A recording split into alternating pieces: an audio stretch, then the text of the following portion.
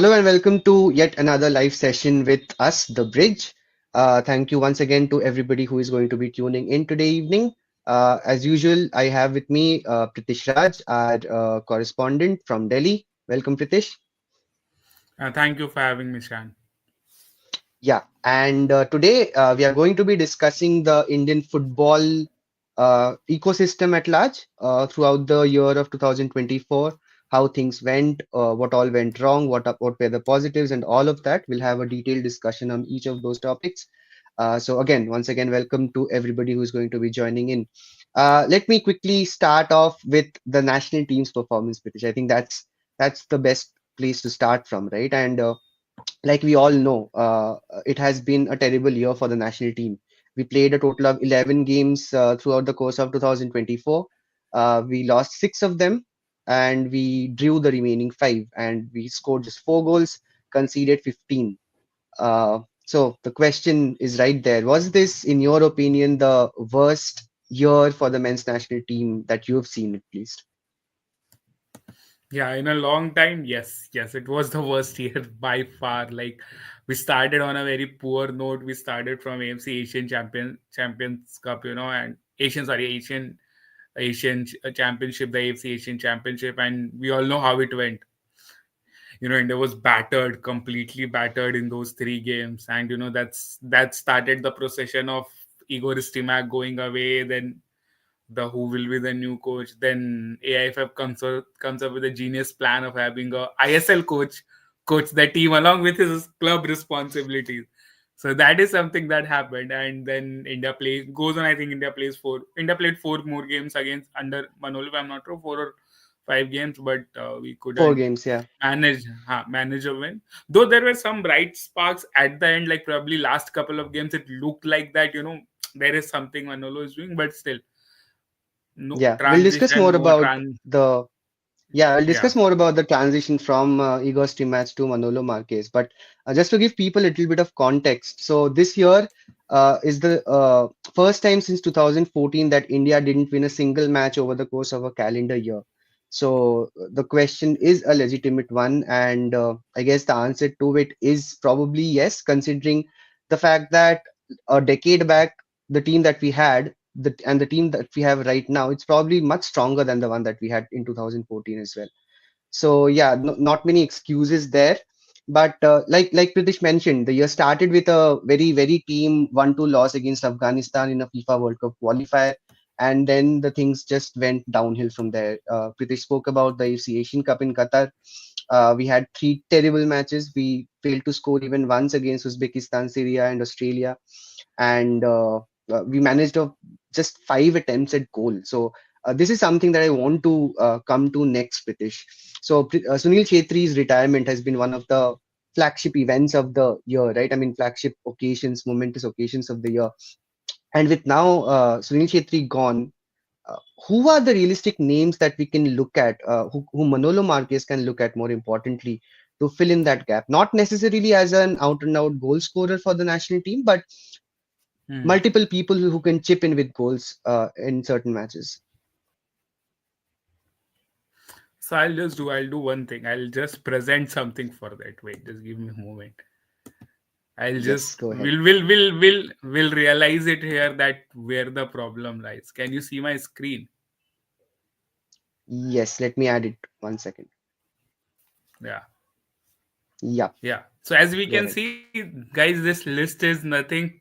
This is the highest goal scorers list in the ongoing season of ISL, okay, which has, I think, almost every team played 12 or 11 games altogether. And if you scroll down this list, then we have a guy from Morocco, couple of more foreigners. On number 4, you have Sunil Chhetri, who has scored 8 goals. Then you go down again, you won't see any Indian name. You won't see any Indian name. You go down, you go down, you go down. Top 20, there is just one Indian name. Okay. Then you go down, you go down, you go down, you go down. I think Bryson is there, but I don't see any other Indian name, till top 20. Don't see any other Indian name. Bryson is there somewhere at I think 24. Manvir's Then you name have. is going to be there somewhere there because No, we but I just don't did know. a video on. the year that was for Indian football. And while scripting that video, it was the same thing. Sunil Chhetri and Manveer were the only two names in the top 20. So no, Manveer is at 30th if you can see 3 goals, Oh, he's and then gone you have down now. Yeah. Subhashish So now that's what my point is, that if you look at this list of all these people playing, and it's not that Indian strikers are not playing, they are playing. Indian strikers are playing or Indian wingers are playing. But Sunil Chhetri scoring 8 goals at the age of 40, and there is no one, not 2 goals, 3 goals, none of it. So I think that's where the problem exists, because still at this age of 40 there is this man who is still making better moves than a youngster in the final third. If you look at the movement, Sunil Chhetri, he's still got the best strikers movement, best off the ball movements a striker would made. The way he would place himself, or the way he would create space by taking two defenders with him. All of those things. Now that is why Sunil Chhetri was Sunil Chhetri. Till last year, and now without him, it is really concerning, that who will India turn up to, or who's the striker. Because the ISL tells a complete different story. That ISL tells you that after 12 matches there is not one Indian striker who has managed to reach 5 goals. Yeah, and that is probably the reason why we'll have to look at our wingers for more contribution from our wingers in terms of goals and assists, right? Because in the last year of the ISL, in the last 12 months, I think Lalianzuala Changte is one name that has popped up multiple times. He's had a brilliant campaign for Mumbai City FC. He's been their star so far, at least amongst the Indian players. The same can be said about someone like a young Irfan Yadwar, who has been performing domestically and recently got his chance under Manolo Marquez. And he started as a striker in the last match that we had against Malaysia, Hmm. that we drew against Malaysia. So there are certain names that we can pin our hopes on. But yes, what you said is completely true, that the game intelligence and the off the ball movement that Sunil Chhetri always possessed is something that you do not develop in 1 or 2 years or 1 or 2 seasons. You develop that with experience and time. And right now, India does need a ready-made fix, it seems. And we really do not have anyone of that profile. Manolo Marquez doesn't have anyone of that profile in his armory. Another thing that I before I move on, any people who are watching, please let us know what you think about this question that everybody has. Who is the best person to replace Sunil Chhetri at the top of the attack for the national team? And we'll take your comments as they come in. Moving on to the transition itself. So Igor Stimac was there for around 5 or 6 months, 4 or 5 months at the start of the year, and then it was Manolo Marquez, who you rightly said was also managing, in fact, is also managing FC Goa at the same time. And initially, it came as a bit of a surprise because I don't think anybody opposed the idea of Manolo Marquez becoming the head coach for the national team. But the fact that it was a dual role might have rubbed a few people wrong. What are your personal thoughts on this, Pritesh? I mean, see, Manolo is an experienced and professional coach, and if he can take that opportunity, or if he can balance both of it, so I don't think it's a problem for me, because I don't mind him as a coach. But the problem is then, there are a lot of incontrollables which you have to control, and one of them is, him being Goa coach. People might accuse of things that he might, get favor his own players and all of that, which hasn't happened yet. He has been very fair in his squad selection, and got everyone who he thinks has performed well, and which has been correct mostly. So I don't mind him having this dual role, until unless he gives what it is needed for the national team. Because national team then means that you have to watch all the ISL game, I League games, where how are the Indians doing, how are your prospect players doing, which is a very important part. So though I don't know if, being the Goa coach, he will have that much of time to invest, at look at others and everything. But as far as I think my point is concerned, that simple, if he can balance it, not a problem. But the point is, then he needs to be given that time, and that window to display results. So that is there. It can't be like that we fire immediately Manolo, saying that no, no, no, the results are not coming, 4 matches, 4 loss. That can't be the approach to it. Yes, trust the process, as great people have Mm, always yeah, said about football, right, yeah. building a football dynasty. Yeah, yeah. You spoke about the non-negotiables that Manolo Marquez has already brought in. There seems to be a little more tactical discipline in the squad in the in his first four matches at least. And one of the important things that I notice is that he's already started giving players chances based on their recent ISL performances, which was probably one of the biggest qualms that Indian fans had against Igor Stimac, with that he went with his trusted, tried and tested allies, so to speak, even when they were not probably performing Mm, at their best levels in the ISL. So in the last couple of friendly matches, we've seen against Vietnam and Malaysia, of course, we've seen Farooq Chaudhary, Roshan Singh, Irfan Yadwad, we already mentioned. All of these names make the cut ahead of more established players, right? And there's one other name and a very established name who will not uh, be, I mean, who might have to make way eventually, and that is a Gurpreet Singh Sandhu, considering the number of mistakes that he has been making. Of course, Gurpreet has been a legend for Indian football. He has been the custodian for so many years now, almost more than a decade, I think. And but yeah, the mistakes that he has been making in the last few games, it sooner or later has to catch up with him, right? What do you think about that? yeah, see, I think I'll be honest with you. Gurpreet is someone I really like. I absolutely adore that guy. But yeah, I think Vishal Kat deserves a chance there. And it's not that Gurpreet has been monstrous for Bengaluru though. There have been games that he has been completely there.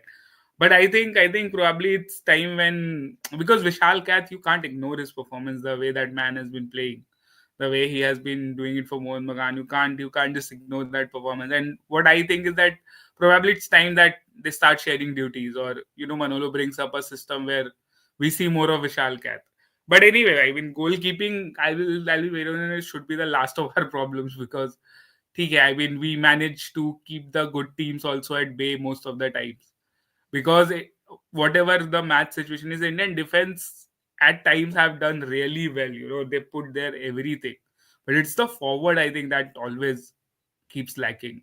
There's nothing, no, at times zero efforts. Yes, when you talk about the defense, the likes of Rahul Beke have stepped up in recent matches pretty well. And there's always the young Anwar Ali, who I think is the best defender that India has had in a very long time now, at least in terms of center Hmm. backs. And of course, the experience of Sandesh Jingan beside him whenever needed. So yeah, in defense, India has a few dependable names. Chinglin Sana Singh is another one. He has been injured quite a bit recently, but he's also a fantastic defender. But yeah, going back to the transition. So, what are you expecting out of Manolo Marquez over the course of the next year, the year of 2025? If that was the question posed to you, what would be your answer? I think the first will be win, win one game. That is all I want. Rankings and all, I'm not getting into rankings and all. I'm not delving into how much, under 100, whatever, not there. But yeah, win games and at least start beating the Asian teams. That is important, because we are at at this point, even at the SAF level, we are not really the best. Teams have troubled us in past. So I think the winning is the one important thing I would want to have. uh, Everybody who's watching here, do check out our bold predictions post that went out on our Instagram yesterday. And I promise you, Pritesh had a different tone back then. He had predicted that India will make it to the top 100 in 2025. So make your way to the No, that Instagram that is channel and like that post immediately. that is just Chan is just putting it on it. Everybody was like India should be under top 100, but I think that is just bold prediction. That is why it is a bold prediction. Most of the time it's not going to happen. Yeah, yeah. For me, I think Manolo, I had the good fortune of interviewing him when he was the coach of Hyderabad FC a couple of years back. And he came across as a very, very ardent student of the game. He spends a lot of time analyzing opposition teams and uh, creating new strategies and coming up with ideas off the cuff. And I felt that he's a very good thinker of the game. So I have huge hopes from him because I really like him as a coach, and I think he has done some brilliant work at both Hyderabad FC and FC Goa, especially with youngsters. The number of youngsters that Hyderabad FC team gave to the national team in those but 2 years. I mean, there was Mishra, Akash Mishra, there was Ashish Rai, there was Yeah. I forget his name, the creative midfielder, Mohammad Yasir. All of these players emerged from that Yes, it Hyderabad is. FC team. Even Chinglen Sana Singh, he was at Hyderabad FC at that point.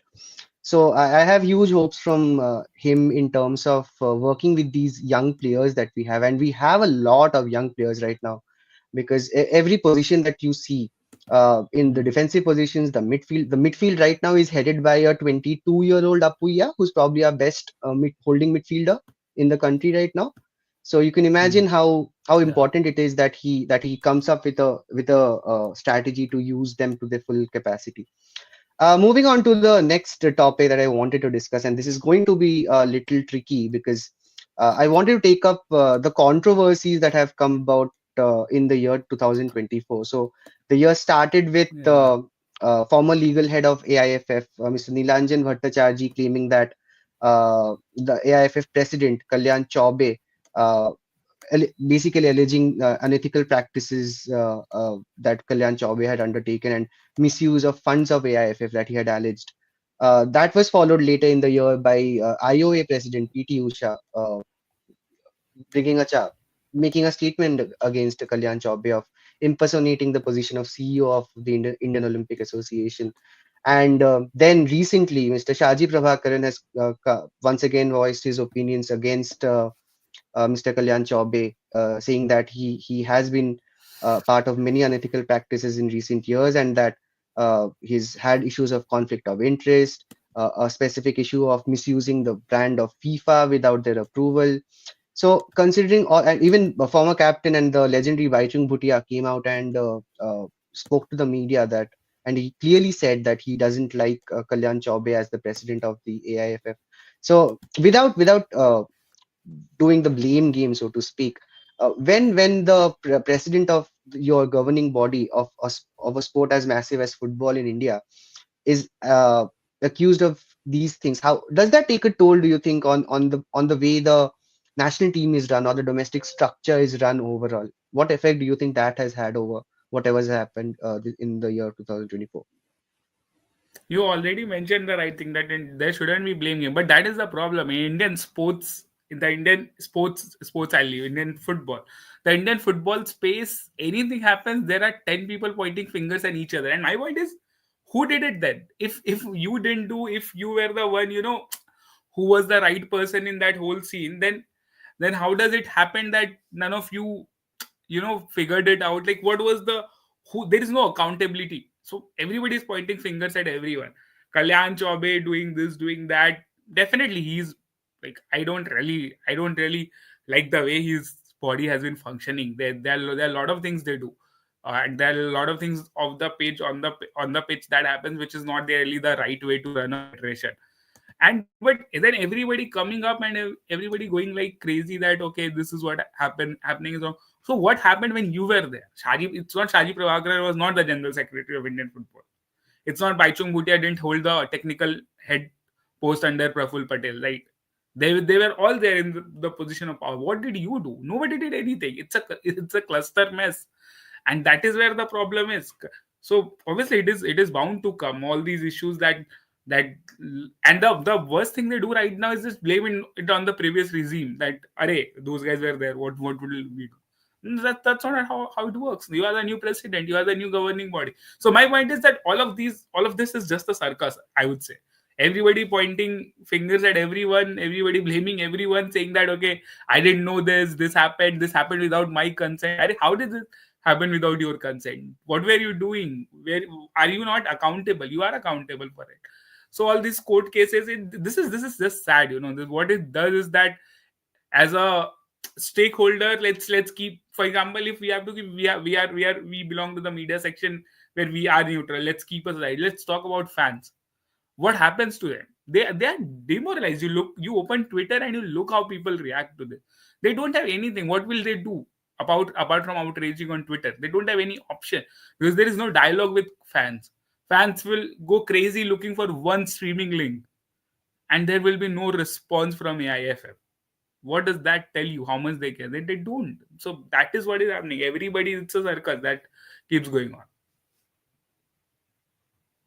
Yeah, that was the very best of a rant mode, Pritish, right there. But no lies there, of course. I think all of those words make absolute sense. That's the absolute reality of the situation right now. Moving on, you mentioned streaming links for India matches, right? And that is something that I want to discuss next. Broadcast has been such a huge issue in Indian football over the past God knows how many years now. I mean, it all stems from the fact that nobody really understands how important broadcast is, or how fruitful broadcast rights can be. I mean, other sports seem to have cracked it. Cricket has, of course, cracked it 10 or 15 years back. But even now, when you look at the crux of the matter, the ISL franchise, the ISL clubs that are there even now, all of them do not are not profitable entities, right? Most of the owners put their own monies in, and they do not make a lot of profit season per season. And the one of the major reasons for that is the fact that there are no broadcast rights in India. And as a result, what happens is, as a Yeah. trickle down effect of that, what happens is there's no real engagement or buzz that is generated anytime India plays, apart from the odd OTT ad that the respective OTT platform plays once every hour or so amidst a live stream or something, or one ad every 2 hours on Star Sports and ESPN, whatever the channels are. So in keeping in mind all of this, and especially when there's men's football, though I'll leave. I mean, there's still some uh, accountability there in terms of AIFF react sometimes, and things sometimes fall in place even at if at the last moment, but they do fall in place sometimes. Like in the recent match in Vietnam, I think there was a controversy regarding the broadcast of the match, Mhm. and on the eve of the match there was some clarification issued, and the match went ahead and it was broadcasted on through a local news channel or something. But when it comes to other Hmm. levels of Indian football, we speak about women's football, international, IWL, Yeah. domestic, whatever it is. Yeah. We speak about I League. That's separate discussion altogether. They had such a huge fight with the IFF regarding the broadcasting rights. Why have we not figured this out? What do you think? Because they don't care. That is the biggest thing. So why is a broadcaster going to take you seriously? They will take you seriously if you see Yeah, that. They'll say that, okay, these guys are serious. If you go to them 2 days before, hey, we have a match, can you broadcast it for us? Yeah, we can. So like, do you want some money? Okay, yeah, we'll get some, give us some money. If you don't, if you because we are very last moment, I know you don't have slots, but please, okay, we will do very cheap, or we'll do it for free, you'll have to do it for free. Okay, we don't have any option to it. So these kind of things, this is the problem, because if you don't care, nobody else is going to care. And AIFF is the running body. Like, they are literally the governing body, and the attitude they have is of, it feels like that, okay, we have to do this, like, somehow let's just drag it through. Because the I League controversy, I wanted it to blow more. I wanted it to go full blow. Like, I wanted them to go head to head, go head to head, go to the court, drag AIFF to the court, because you that's not how you pay back the people who are actually putting it the efforts. I League clubs are the absolutely necessary part of your ecosystem. If you won't have ISL is just a show that goes on. Okay, that the real work that happens is at the I League clubs, or the clubs that have raised through. You look at Punjab FC. I have been in Delhi, and Delhi doesn't have really much footballing action, but I have been able to get some due to Punjab playing here in JLN. In fact, I'll go to the Punjab's match after this live. So my point is, look at Punjab FC. Punjab FC came into the first season. Okay, the first half didn't go well. Second half, they immediately came up. They did well. They defeated good teams. Had a decent season for a debutant. This season, they started really well. Are still in the run of the playoff. And all this while, not no big signing, nothing fancy. Lost their best player to East Bengal. But why this happened? Because they have it figured it out. They have a system that is churning out players for them. They have a scouting that that goes beyond deep in the Europe and everything. and all the ISL clubs have developed that over the years. But the I League clubs, on the other hand, the I League clubs, how will they develop all of this when you are not giving them space on the TV to show the fans what they are doing? I want to watch I League. I am pretty sure you would want to watch I League. There are some exciting name that happen. Intercasi is a good team. Shinidi Decker is a good team. Mohammedan SC just came, and to their credit, they actually troubled couple of strong teams in ISL this year. So I would want to watch I League because matches are wild there, really good matches. Some games are really good. You get to see a lot of young talent. But what are we getting? We are getting nothing. This match, we like before league was starting 3 days before, nobody had any idea. So how is it supposed to get marketed? So so I think someone has commented this is highly exactly that is my point. That it's very competitive and it's nice to see that competition. Interkashi, it looked like that Interkashi would run away with the league, but then Churchill brothers come up, Dempo, like these are classic Goa giants, coming back to the top of the tier now. So why are you taking that away from the fans by saying all of this by not doing the right thing? That is my point. Yeah, and the fact that, like you mentioned, Churchill Brothers, Dempo SC, all of these clubs, we've grown up with these clubs, right? And these are Yeah. historical clubs in the Indian football landscape. And the governing body has to take more responsibility in terms of developing them or redeveloping them, if I may put it that way, because the Indian football pyramid is so skewed right now in terms of Yeah. it's the ISL teams are dominated by foreigners. Indian players rarely make a half decent impression in the crucial crunch matches, so to speak. There's very Hmm. little consistent broadcast of Indian matches or a way to engage fans on a daily basis regarding Indian football. There's no ongoing dialogue, like you rightly mentioned, with the Indian football fans. The only place where Indian football fans can voice their opinions is probably on social media platforms. And how much does that do? Not that much, right? Yeah. Because the powers that be, they do not care about what we want, even if that might seem the logical way to move forward. So it has to be a case of more accountability from the powers that that are responsible for the administration of the game. Yeah, moving on from that depressing topic, but yeah, you did mention the women's team as well, like we discussed that they also uh, have been a victim of this, the lack of broadcast of matches recently. But this year, 2024 in particular, the men's team was as at its worst throughout the year, like we already discussed.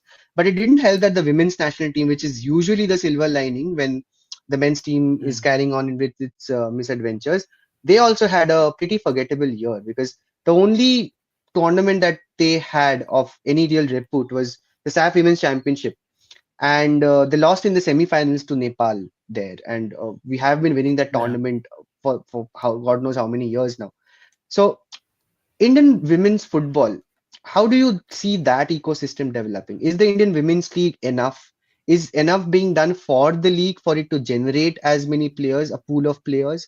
Or are we just going to be Hmm. happy to celebrate Manisha Kalyan playing in Cyprus or uh, uh, the I forget her name. Dalima Chibber, sorry. Dalima Chibber presenting an award Yeah. to Mata in the FIFA 2024 awards. Are we going to be happy with that, or are we going to move ahead in terms, because the women's team, it might come across very strong, but it's a fact that the women's team has historically done way better than the men's team on the international stage. The rankings say Yeah. that, the performances say that the women's team has a goal against its team while facing Brazil of all teams. So Yeah. there is a lot of potential in the women's team, but we cannot seem to tap into it for some reason. And I mean, there are hundreds of different reasons why that hasn't happened to the level that it should have Hmm. happened in recent years. But what is your take on where women's football is headed in India? So I think it's very rich for us to expect that when men's football is in that state, yeah, we will do something for women's football. But it's sad. It's simply sad. They don't get matches to play. They don't have a proper league season. Look at the IWL. Do you call that a league? That's what happens. Like corporates have bigger leagues than that. when corporates play, they have bigger league than that. And there are people, again, in IWL also, there are people genuinely making efforts. You see Gokulam Kerala is there, Setu FC is there, Kickstart is there, and I think someone has come, Dipanshu has commented Odisha FC, or definitely Odisha FC is doing really good in terms of, Yeah, they debuted at you the know, continental level as well. yeah, investing into the women's team, and running it in the way it should be run. Okay, so that is my point now, that there are again people willing to do, people wanting to do stuff, but are they getting chances? What are we doing in terms of IWL? Where is IW? What is happening in IWL too? There was an incident with Bahadurgarh City, Bahadurgarh FC. I think a lot of their players left mid tournament last year. The issue happened Yeah. because Haryana Football Association apparently wanted them to come and play. So now these problems at grassroots is huge problem. At international level, it is understandable, there can be a lot of interests that are clashing, but at grassroots level, come on, are you kidding me? See, Bahadurgarh, never, I've been living in Delhi for past 6 years, I never thought there will be club coming out of Bahadurgarh. Okay, but it did, and it reached to a level wherever they reached with the facilities they had. So now, if there are people who are genuinely interested in it, there are people who are genuinely doing it, what are we doing for them? Nothing, practically nothing. We are not giving them a proper league structure, proper way to showcase what they are doing, right? So I think it's very sad, and at the same time, it's very, it's very sad, and it's very pathetic that Indian football, especially women's football, is in the condition it is right now.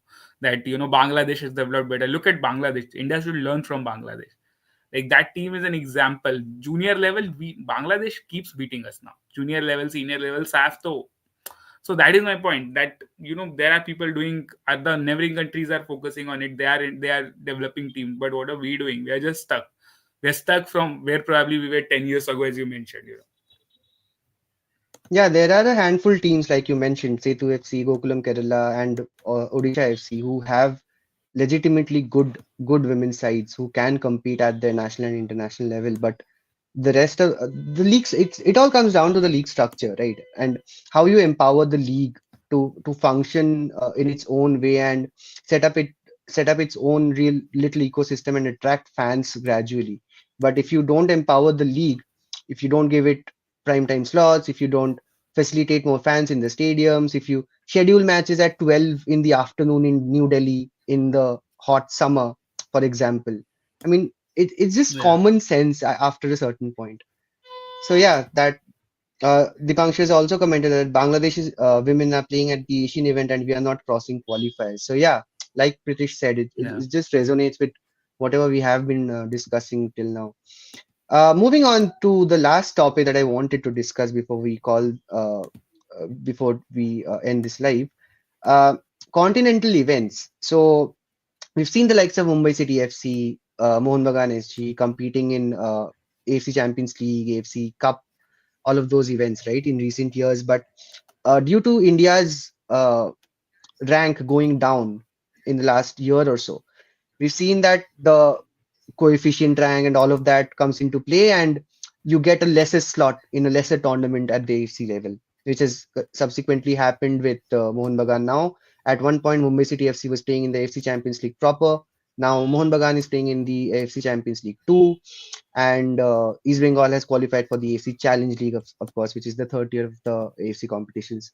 So that is also a worry, right? Because if we have to get our players play against better players and at the continental level, we have to be at the top tier of the AFC competitions, right? Where do you see this heading, and how do we improve upon this?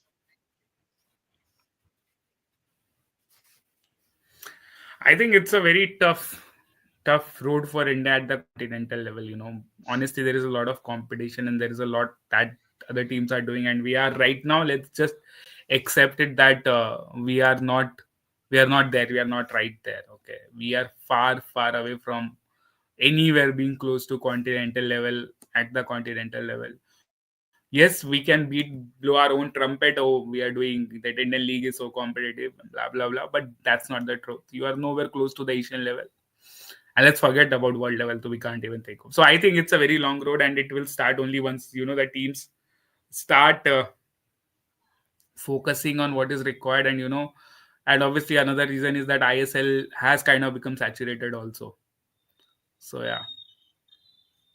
There's a comment that says that asks for our thoughts on Mohan Bagan SG getting a ban at the continental level. So, for the uninitiated, Mohan Bagan SG refused to travel to Iran for their AFC Champions League 2 match a few months Hmm. back when the Iran-Israel war was in full flow. And subsequently, all the matches were declared null and void by the AFC because they had refused to travel to Iran to play the match against Tractor FC.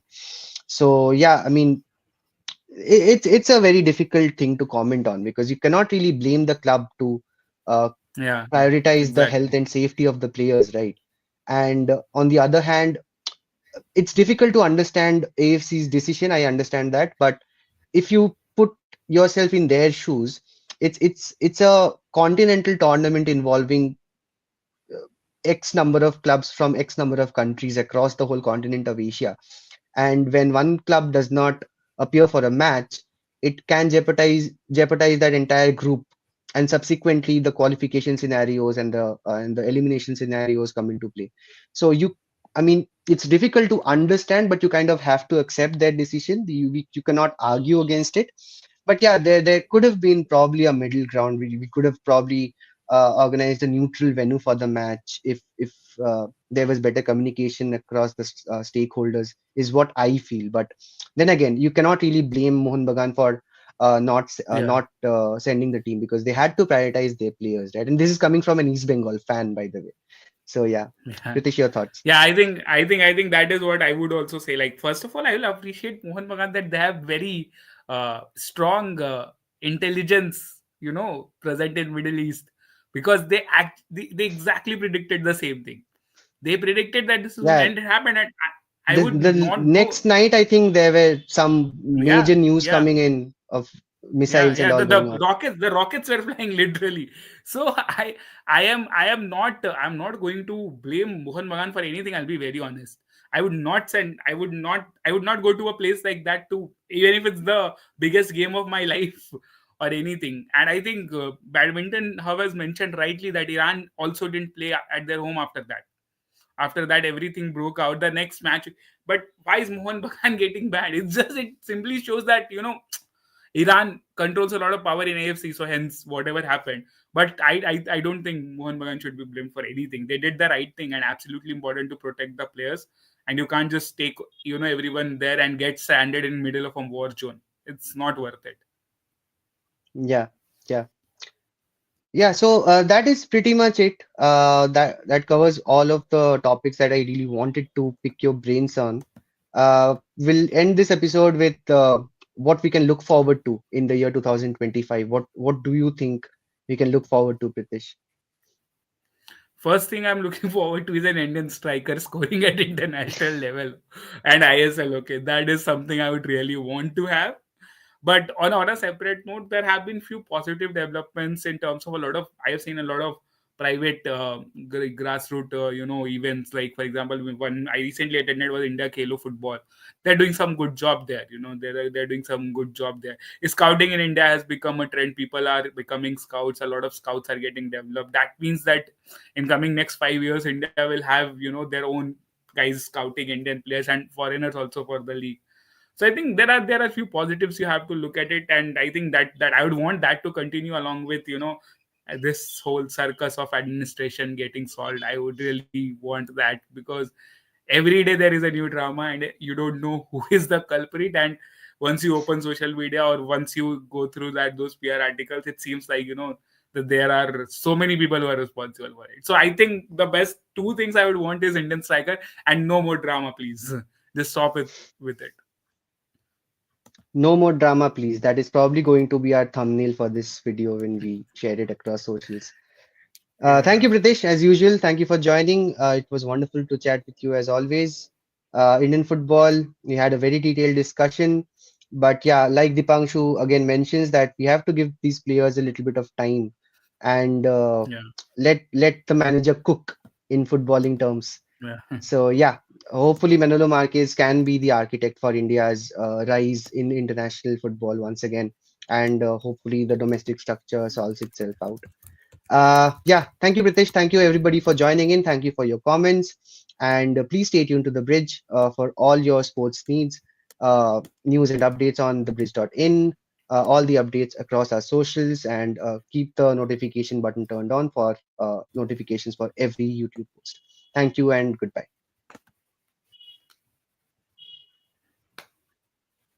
Bye, guys. Bye.